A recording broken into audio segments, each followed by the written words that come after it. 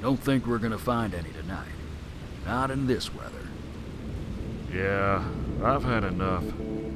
Going to bed. You staying up? Gonna watch the fire a little while. See you in a bit. Finally, I have a shot at this one. Steady. This might be my only chance.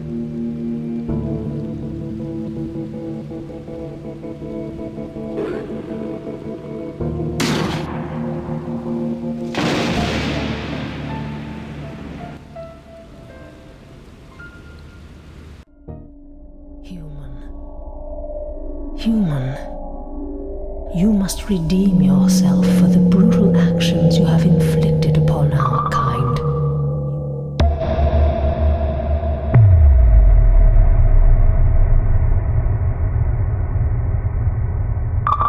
I'm Yoshi on the Go, welcome to my channel, and welcome to my first gaming video. Bringing gaming back to the channel, very excited about this. This time, we're talking about the Deer God. And because Paul keeps bugging me about this, I'm going to give each category a rating out of 5, scoring the game overall based off of an average of all of these scores. Alright, let's go. What is the Deer God? This game is a bit of a strange one, mostly a side-scrolling platform. This game also has light RPG elements, puzzle solving, and a bit of a boss rush mode. The first thing that immediately intrigues me is this fascinating 3D pixel art. This game looks like nothing I've ever personally seen before. I mean, look at this. It's good. So let's talk about the story. Set in the vast wilderness, two buddies are out hunting and camping. You see a deer, and just as you're ready to shoot, a wolf attacks you and your shot misses, hitting a baby deer and enraging the Deer God. So, as punishment, she transforms you into a deer, so you can see what it's like to live as a deer. You must now feel what it feels like to be one of us. Starting young, you need to avoid damage, keep eating food, and stay alive long enough to grow, and eventually complete various tasks assigned to you by the elder deers.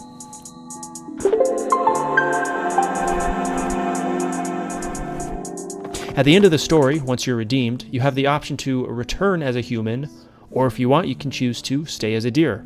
I really like this option as it adds replayability. While the story itself can be completed in a little under 2 hours, I really like this story for its unique flair and the variety of tasks, challenges, and even humans you meet along the way. I rate the story 4 out of 5. So how does the game play? Just keep swimming, or running in this case. Platforming is the biggest part of gameplay, and for the most part, it feels pretty good. Jumping and maneuvering is smooth, and everything makes sense. There are standard platforming tropes, tiny platforms that are more challenging to aim for, spike pits and other death traps to avoid, as well as lots of big and scary animals to either kill or avoid. Some of these enemies include porcupines, scorpions, panthers, bears, wolves, foxes, and more. The thing I find crazy is just like these scorpions that are as big as a bear.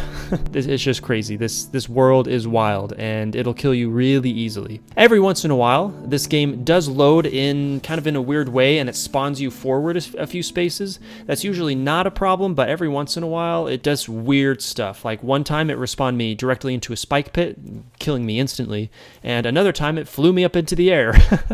Because this game is dynamically generated, there's a lot of different biomes to explore, and the various biomes change often enough so there's always new places to explore and different things to jump on. Some of the biomes include deserts, meadows, mountains, frozen tundras, the occasional volcano, jungles, swamps, graveyards, caves, and even very rare beaches, trains, and human towns.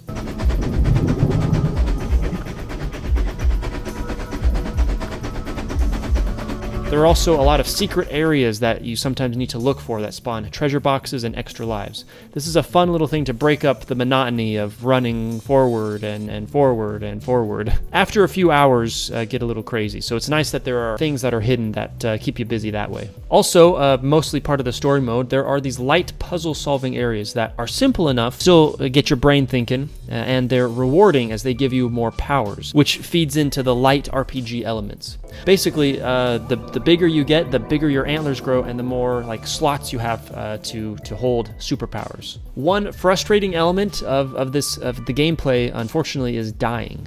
If you have an extra life or multiple extra lives, things are fine for the most part.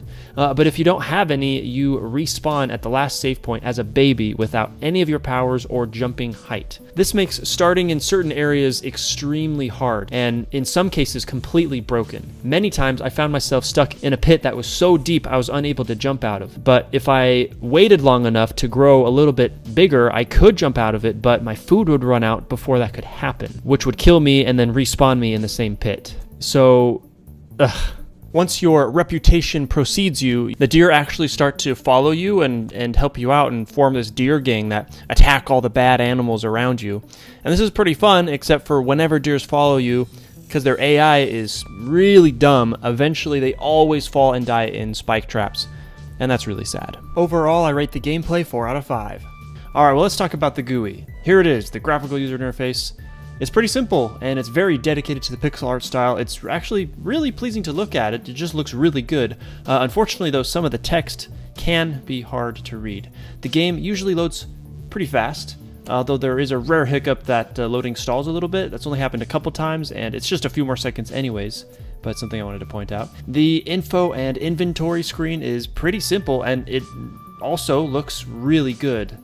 Unfortunately, though, the text is really small and it's hard to read. Good news, though, is that everything's easy to organize. All the items and the superpowers are easy to move around and put into the slots. I rate the GUI a 4 out of 5. Alright, graphics. You might poo-poo it for being pixel art, but honestly, there's tons of details. Everything looks great. Colors are bright and vivid, and I mean, it's 3D pixel art. That's really cool. So, 5 out of 5. For the music, here's a few samples.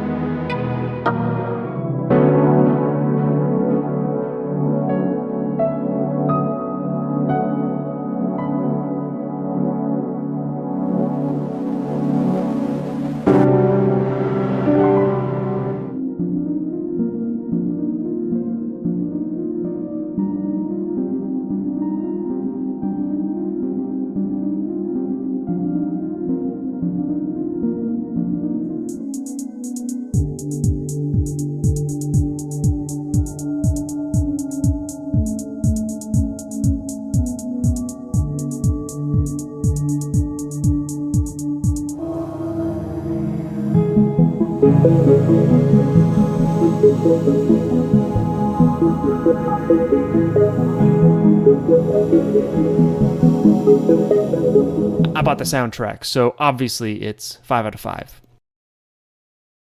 So to wrap it up, Serial Cleaner is a great game. Hang on, what?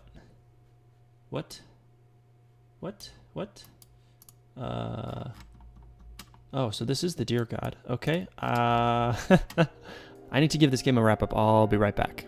Overall, the Deer God offers a lot of good stuff, like the art, the music, exploring, and the variety of biomes. The early game, about a year and a half ago when I first started playing it, was incredibly buggy and very frustrating. Although most of this is fixed by now, as far as I can tell. Some of the bad stuff include, there's still a few loading glitches, and just the nature of the game, it can get a little monotonous.